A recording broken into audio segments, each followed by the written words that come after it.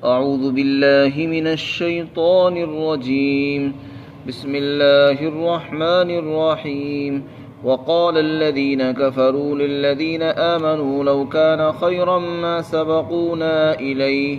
وإذ لم يهتدوا به فسيقولون هذا إفك قديم ومن قبله كتاب موسى إماما ورحمة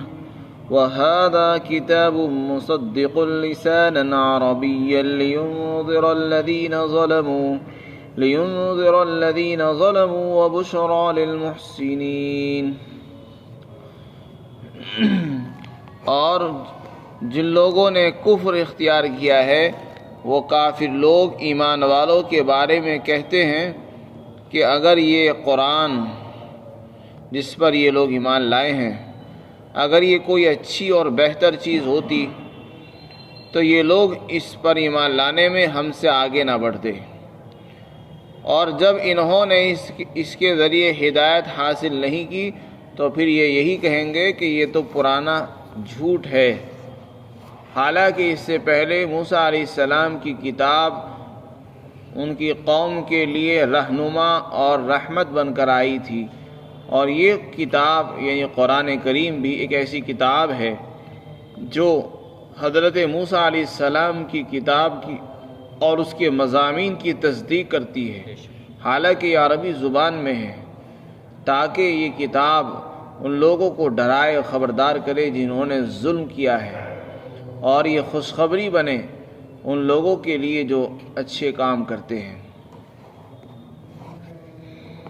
اس سے پہلے اللہ رب العزت نے کافروں کے تکبر کو بیان فرمایا تھا کہ اس دنیا کے اندر بہت سے لوگ اس لیے ایمان نہیں لاتے کیونکہ ان کے اندر تکبر ہوتا ہے. تکبر کے معنی آتے ہیں اپنے آپ کو بڑا سمجھنا، اپنے آپ کو اونچا، اپنے آپ کو افضل اور اعلیٰ سمجھنا، ہر چیز کے اندر، عقل میں، ہوش و حواس میں، علم میں، مال میں، برادری میں، حسب و نسب میں، حسن و جمال میں، یعنی ہر چیز میں اپنے آپ کو اونچا اور اعلیٰ سمجھنا، اپنی رائے کو ہی سب کو سمجھنا. یہ انسان کی طبیعت کی ایک بڑی کمزوری ہے. انسان کے اندر یہ کمزوری پائی جاتی ہے کہ وہ اپنی رائے کو افضل سمجھتا ہے اور یہ کہتا ہے بس میں جو سوچتا ہوں وہ سب سے بہتر سوچتا ہوں، دوسرے لوگ جو سوچتے ہیں وہ بے وقوف ہیں، میری عقل سب سے اعلیٰ ہے، میری سوچ، میری رائے، میرا عمل تمام انسانوں سے اعلیٰ ہوتا ہے. میں جس راستے پر چلتا ہوں وہ سمجھداری کے ساتھ ہوتا ہے، سوچ کے ساتھ چلتا ہوں، غور و فکر کے بعد چلتا ہوں، اور دوسرے لوگ بے وقوف ہے، ان کے پاس نہ عقل ہے، نہ سوچ ہے، نہ علم ہے، نہ مال ہے. تو اسی کا نام تکبر ہے کہ اپنے آپ کو اونچا سمجھنا، دوسروں کو اپنے سے گرا ہوا اور ذلیل اور حقیر سمجھنا، اس کو تکبر کہتے ہیں. اس تکبر کی وجہ سے بہت سے لوگ دین سے محروم ہو جاتے ہیں،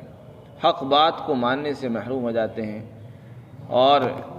دین سے محروم رہ جاتے ہیں. جو لوگ اس دنیا میں ایمان نہیں لائے ہیں ان کی ایک بڑی وجہ تکبر ہے، اور آپ صلی اللہ علیہ وسلم کے زمانے میں جو لوگ ایمان نہیں لا سکے ان کے ایمان نہ لانے کی وجہ بھی تکبر ہی تھی. وہ تکبر کیا تھا اس کو قرآن کریم نے بیان فرمایا اور یہ بتایا کہ جو مکہ کے کافر تھے وہ اپنے آپ کو اونچا سمجھتے تھے اور یہ کہتے تھے ہم بڑے لوگ ہیں، سردار ہیں، چودھری ہیں، برادری کے اونچے لوگ ہیں، اور ہمارا خاندان بھی سب سے اعلیٰ ہے، ہماری برادری بھی سب سے اونچی ہے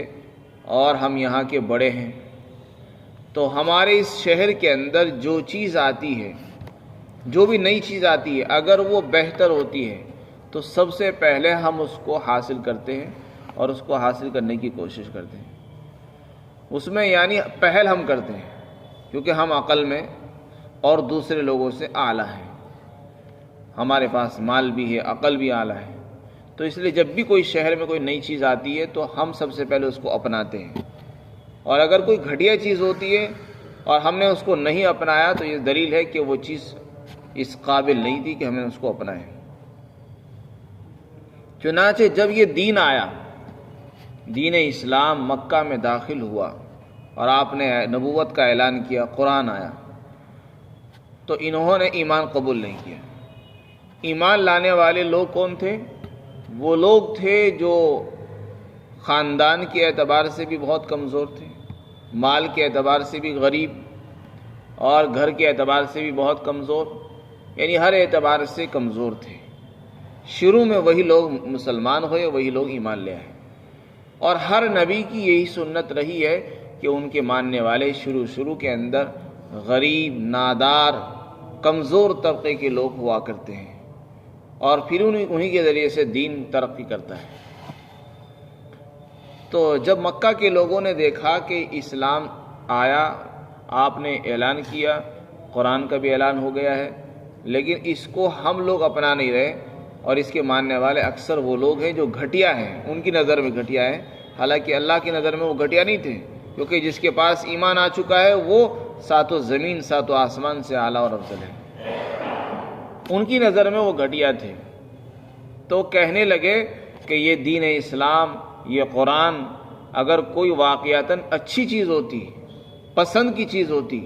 تو سب سے پہلے ہم اس کو پسند کرتے ہیں، اور یہ جو غریب لوگ اس کے پاس آئے ہوئے ہیں، اس کو اپنا رہے ہیں، یہ بھی اس کو اپنانے میں ہم سے پہل نہیں کر سکتے تھے، کیونکہ ہر اچھی چیز کو ہم سب سے پہلے اختیار کرتے ہیں، ہر اچھی چیز سب سے پہلے ہمارے پاس آتی ہے، پھر دوسرے لوگ اس کے اوپر چلتے ہیں۔ ہمارا اس پر نہ چلنا، ایمان نہ لانا، یہ دلیل ہے کہ یہ کوئی اچھی چیز نہیں ہے۔ تو یہ تکبر ہی تو تھا، اس تکبر نے ان کو دین سے محروم رکھا۔ یہ ناک کا جو مسئلہ ہے، یہ بڑائی کا مسئلہ کہ ہم اونچے ہیں، ہمارا خیال اچھا ہے، ہم اچھی چیزوں کو پسند کرتے ہیں اور اچھی چیزوں ہی ہم اختیار کرتے ہیں، یہ تکبر ہے۔ تو ان کی نظر میں اسلام کوئی اچھی چیز نہیں تھی، قرآن کوئی اچھی چیز نہیں تھی، اس لیے دین سے محروم ہو گئے۔ تو انہوں نے ایک مرتبہ کہا کہ یہ دین اچھا نہیں ہے، اگر یہ اچھا ہوتا سب سے پہلے ہم اسے اختیار کرتے، اور ہم نے اختیار نہیں کیا، ہمارے گھٹیا لوگوں نے اختیار کیا، یہ دلیل ہے کہ یہ اچھا نہیں ہے۔ اسی کو اللہ تعالیٰ فرماتے ہیں، اور کافر لوگوں نے ایمان والوں کے بارے میں یہ بات کہی کہ یہ قرآن اور یہ دین اسلام اگر کوئی پسندیدہ چیز ہوتی تو یہ لوگ اس کو اختیار کرنے میں ہم سے آگے نہ بڑھتے، لیکن چونکہ تکبر نے ان کو دور رکھا، اس لیے ہدایت پر نہیں آ سکے، کفر پر جمے رہے، اور جب کوئی بات آتی ہے تو بس یہی کہیں گے کہ یہ تو جھوٹ ہے، پرانا جھوٹ چلا رہا ہے، کیونکہ ان سے کوئی جواب تو بن نہیں سکا۔ حالانکہ قرآن نے ان کو چیلنج دیا کہ اگر تم اس قرآن کو اللہ کا کلام نہیں مانتے، یہ کہتے ہو کہ یہ انسان کا کلام ہے، تو تم بھی انسان ہو اور محمد بھی انسان ہے، تو پھر تم بھی اپنا لو، تم بھی اسی جیسا کلام، اسی جیسا قرآن پیش کر کے دکھاؤ۔ لیکن تاریخ گواہ ہے کہ آج تک کوئی ایسا کلام پیش نہیں کر سکا، اور قرآن کی نظیر پیش کرنے سے قاصر ہے پوری دنیا میں۔ تو ان کو تو یہ کہا گیا تھا قرآن کی نظیر پیش کرو، قرآن کی ایک صورت بنا کر پیش کر دو، ایک آیت لے آؤ، لیکن وہ کسی چیلنج کو قبول نہیں کر سکے۔ تو پھر آخر میں آ کر انہوں نے جواب کیا دیا؟ یہ کہہ دیا کہ بس یہ تو جھوٹی چیز ہے، اساطیر الاولین، پہلے لوگوں کی کہانیاں ہیں، پہلے لوگوں کی باتیں ہیں جو اوپر سے چلی آ رہی ہیں، جن کی کوئی سند نہیں ہوتی، بے سند باتیں ہیں۔ یہ جواب انسان جب دیتا ہے جب اسے جواب نہیں بنتا تو وہ اس طرح کی باتیں کرتا ہے۔ آگے قرآن کریم نے ان کی تردید فرمائی اور یہ کہا کہ یہ اتنا کہنے سے کام نہیں چلے گا۔ اس سے پہلے حضرت موسیٰ علیہ السلام کی جو کتاب ہے وہ تورات ہے، اور سب جانتے ہیں کہ تورات عربی میں نہیں آئی ہے، بلکہ تورات عبرانی زبان میں تھی، جو یہود کی زبان ہے، اور یہود اسی زبان میں بولتے ہیں، اسی زبان میں بات کرتے ہیں، ان کی اپنی سرکاری زبان ہے۔ تو تورات بھی اسی زبان میں آئی، عربی میں نہیں آئی تھی۔ اسی طرح اور بھی بہت سی آسمانی کتابیں آئی، کوئی کتاب عربی میں نازل نہیں ہوئی۔ یہ قرآن پہلی کتاب ہے جو عربی زبان میں آئی ہے۔ اور یہ قرآن ایک ایسی کتاب ہے جو تورات کے مضامین کو بھی سچا بتا رہی ہے، اور یہ کہہ رہی ہے کہ تورات میں جو کچھ لکھا ہے، تورات نے جو خبریں دی ہیں، جو پیشین گوئیاں کی ہیں، وہ بالکل سچی ہیں، برحق ہے، حالانکہ عربی میں ہے اور آپ صلی اللہ علیہ وسلم اس کو بتا رہے ہیں۔ تو اس قرآن کا تورات کی باتوں کو سچا بتانا یہ خود آپ کے نبوت کی اور نبی ہونے کی دلیل ہے، اس لیے کہ سب جانتے ہیں کہ آپ نے کسی سے پڑھنا لکھنا پڑھنا نہیں سیکھا، آپ کا دنیا میں کوئی استاذ نہیں تھا، اور آپ نے ایک ایسی خبر کی تصدیق فرمائی ہے جو تورات میں لکھی ہوئی ہے، اور تورات آپ جانتے نہیں پڑھنا، آپ تو عربی جانتے ہیں، تو وہ باتیں جو تورات میں آ چکی تھی اور آپ نے اس کو پڑھا بھی نہیں، بغیر پڑھے آپ نے اس کی خبروں کی تصدیق کر دی ہے، تو یہ اس بات کی واضح دلیل ہے کہ آپ نے کہیں اور سے نہیں، وحی کے ذریعے سے یہ بات بتائی ہے۔ کیونکہ جس آدمی کو پہلے ایک آدمی کا بچہ پیدا ہوا، اس کو پتہ ہی نہیں 1000 سال پہلے کیا ہوا تھا، 500 سال پہلے کون سا واقعہ پیش آیا تھا، کون سی کتاب آئی تھی، اس کو معلوم نہیں، اور اچانک سے وہ خبریں دینے لگے، تو ظاہر ہے یہ علامت ہے کہ اس کے پاس وحی آ رہی ہے، اس نے کسی سے پڑھا نہیں، کسی سے سیکھا نہیں، کسی نے اس کو کچھ بتایا بھی نہیں، اور وہ پرانی آسمانی خبریں بتا رہا ہے جو ہزاروں سال پہلے آ چکی ہیں، تو یہ اس کے نبی ہونے کی دلیل ہوتی ہے۔ تو یہاں آپ کی نبوت کو ثابت فرمایا کہ یہ موسیٰ علیہ السلام کی جو کتاب ہے جو اس سے پہلے آ چکی، وہ خود ان کی بنی اسرائیل کے لیے امام، رہنما اور پیشوا بن کر آئی، اور ان کے لیے رحمت بن کر آئی تھی، اور یہ کتاب اس کے مضامین کی تصدیق کرتی ہے، اور یہ کتاب اس لیے آئی ہے تاکہ ظالموں کو خبردار کرے، اور جو اچھے کام کرنے والے ان کو خوشخبری سنائے، اور جو ظالم ناانصافی کرتے ہیں ایسے لوگوں کو ڈرائے۔ تو یہ خود دلیل ہے اس بات کی کہ آپ نبی ہیں، اور اس کا ایک مطلب یہ بھی ہے کہ اس میں آپ کو تسلی دی گئی ہے، یعنی جیسے موسیٰ علیہ السلام کی کتاب آئی، اور موسیٰ علیہ السلام کی کتاب لوگوں کے لیے رحمت بن کر آئی تھی، لوگوں کے لیے رہنما بن کر آئی تھی، یعنی ان کو راستہ دکھانے والی تھی، امام بن کر آئی تھی، لیکن بنی اسرائیل نے اس کی قدر نہیں کی، کچھ لوگوں نے عمل کیا، بہت سے لوگوں نے اس کا انکار کیا، عمل نہیں کیا، ناقدری کی ہے، اور حضرت موسیٰ علیہ السلام نے اس پر صبر کیا ہے۔ تو اسی طریقے سے آپ کو بتایا جا رہا ہے کہ یہ قرآن تو اس کے مضامین کو بھی سچا بتا رہا ہے، اگر یہ لوگ اس پر ایمان نہیں لاتے تو آپ بھی صبر کرتے رہے اور برداشت کرتے رہے۔ فرمایا لِيُنذِرَ الَّذِينَ ظَلَمُوا، تاکہ یہ قرآن ان لوگوں کو ڈرائے جو ظالم ہیں۔ ظالم کے معنی ظلم کرنے والا، ناانصافی کرنے والا، یعنی جس کا جو حق ہے وہ ادا نہ کرنا، یہ ظلم ہوتا ہے۔ ہر چیز کو اس کا حق دینا یہ انصاف ہے، اور کسی چیز کو اس کا حق نہ دینا یہ ظلم ہوتا ہے، ناانصافی ہوتی ہے۔ جیسے اللہ ہے،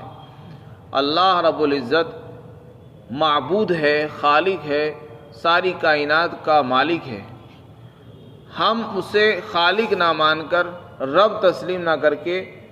کچھ اور ماننے لگے تو یہ اس کو اس کا حق نہ دینا ہے، یہ ظلم ہے۔ اسی طریقے سے نبی کو نبی کہنا یہ انصاف کا تقاضا ہے، نبی کو خدا کا درجہ دے دینا حالانکہ نبی خدائی کے مقام پر نہیں ہے تو یہ ظلم ہے۔ کسی صحابی کو نبوت کا اور رسول کا درجہ دے دینا یہ بھی ظلم ہے۔ حضرت علی کو کہنا کہ یہ نبی ہیں، ان کے پاس وحی آتی ہے، تو یہ ظلم ہوا۔ کسی اللہ کے ولی کو یہ کہنا کہ یہ غیب جانتے ہیں اور یہ نبیوں کے برابر ہیں اور نبوت کا مقام ان کو حاصل ہے، یہ بھی ظلم ہے۔ ہر ایک کو اس کے درجے پر رکھنا، ہر چیز کو اس کے مقام پر رکھنا یہ انصاف ہے، اور کسی چیز کو اس کے درجے سے اوپر اٹھا دینا یا اوپر سے نیچے گرا دینا یہ ظلم ہوتا ہے۔ بس یہیں سے نئی نئی جماعتیں، نئے نئے فرقے پیدا ہو جاتے ہیں۔ بہت سے لوگوں نے جناب رسول اللہ صلی اللہ علیہ وسلم کو نبوت کا درجہ دیا، آپ کو نبی مانا ہے اور رسول مانا ہے، اس لیے وہ لوگ سیدھے راستے پر ہیں۔ ایک طبقہ ہوا ہے جنہوں نے آپ کو خدائی مقام عطا کر دیا ہے تو وہ ظالم کہلائے۔ کچھ لوگ وہ ہے جنہوں نے آپ کو آپ کے مرتبے سے نیچے اتار دیا تو وہ بھی ظلم کرنے والے ہیں، وہ بھی گمراہ ہیں۔ آدمی کو ہر چیز کو اس کا حق دینا چاہیے۔ اسی طریقے سے بہت سے صحابہ کے بارے میں لوگوں کی طرف سے غلو ہے، کسی نے کسی صحابی کو نبی کا درجہ دے دیا، کسی نے کسی کا درجہ گرا دیا ہے، حالانکہ وہ صحابی ہیں اور ان کو ان کے مرتبے سے گرایا جاتا ہے۔ تو یہ دونوں باتیں ہی افراط و تفریط ہیں اور یہ ظلم کہلاتی ہیں، یہ اللہ کو پسند نہیں ہے۔ جو لوگ ظالم ہوتے ہیں اللہ ایسے لوگوں کو ہدایت نہیں دیتے ہیں۔ اللہ تعالی ہم سب کو انصاف کے ساتھ زندگی گزارنے کی توفیق عطا فرمائے۔